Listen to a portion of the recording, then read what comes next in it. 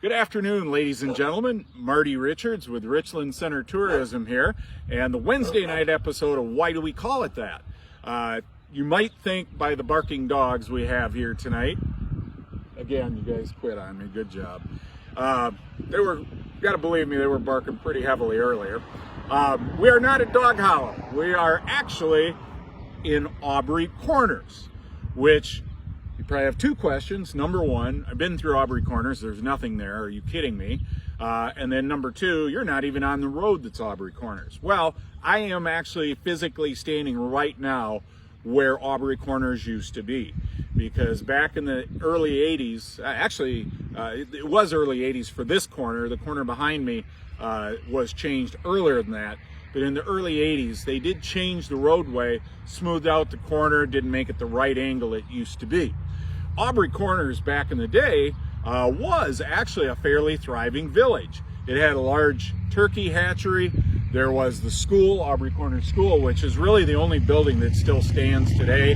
There was also, again, have to wave. That's state law. If you're from Richland County, you have to wave. There was also a filling station that used to be here and a post office.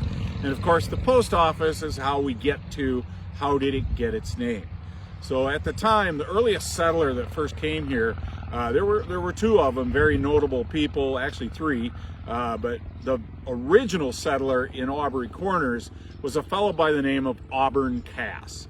So Auburn Cass applied for a post office because there were starting to become more settlers. They needed the mail to come here, and they applied for the name of Auburn, but of course there was already an Auburn, Wisconsin.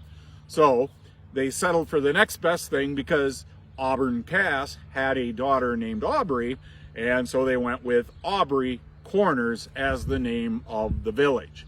Now, it was a village, it was thriving at one point.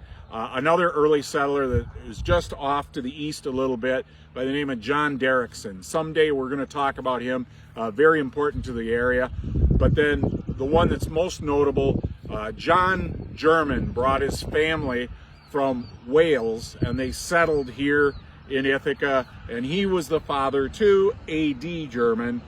Their farm just a little to the north and west of here, and we'll talk more about that. That's a separate episode onto its own. So that's why we call it Aubrey Corners, and just so you understand, and it was again the post office got involved. So that's today's episode. Now, we want you to stay tuned with us this weekend, kind of keep an eye out. Memorial Day weekend, we got a couple of big things planned. Number one, we do have another one of our YouTube series, the Richland County Food Trail, coming out. And this one's a little bit of a cool little treat that we get to share with you. We actually have pop-up food trailers that show up in Richland County. We're going to get to share one of those with you, so you'll have to hear that. And then also on Monday, we'd ask that you join us live at 10 o'clock Monday morning. We are going to Facebook Live the services from the St. Mary's